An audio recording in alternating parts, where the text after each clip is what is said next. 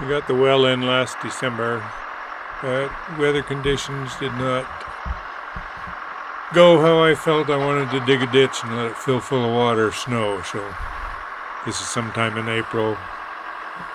We're digging the ditch from the well to the power box to put the power in, and then have a water hydrant down here and one at the barn. Also one at the well. So trying to get the ditch dug, probably be 3 to 3.5 feet. Maybe a place a little bit deeper, so the water doesn't freeze, get down below the frost line.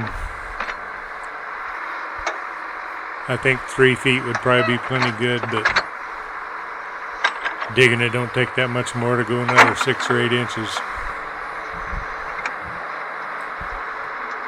I'm working on the part from the well about where the backhoe wheels are sitting is where it comes and makes a T, one going to the barn, one going to the house with the water.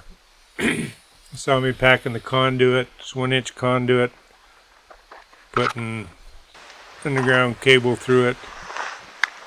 Professionals will put the cable all together, suck a hose, or not a hose, but a wire, rope wire through it, then hook onto the cable and pull the cable through.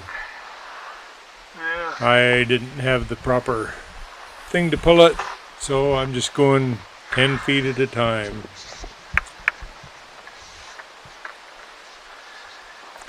Got about 80 feet over to the power box, and then from this junction up to the well will be about 100 feet.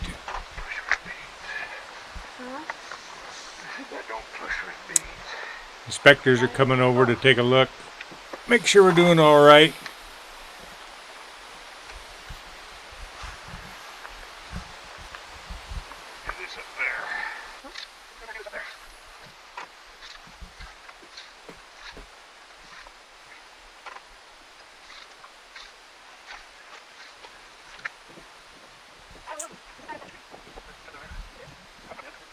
I also didn't have any lubricant to put on the end of the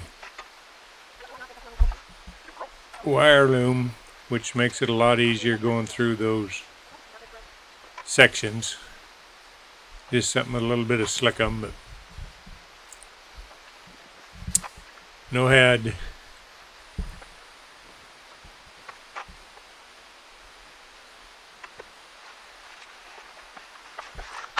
Gluing each piece of conduit together as we go.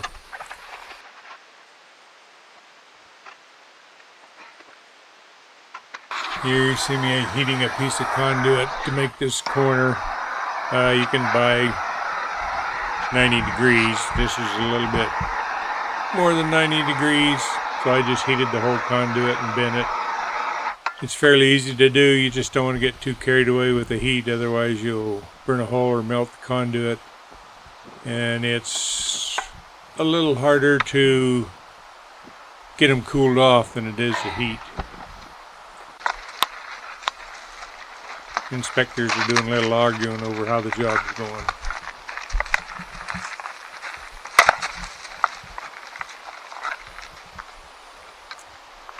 Here I'm putting in the water line out to that T.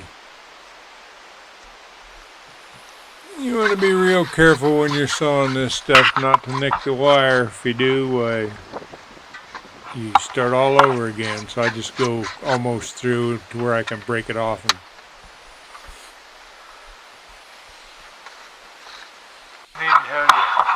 take that roll and walk up there to the wellhead. Here we're stretching the wire up to where the well's going to be so we can cut it off. So when it comes time to put that cable through the conduit, why, we don't have to push the whole rest of the 250-foot roll through it.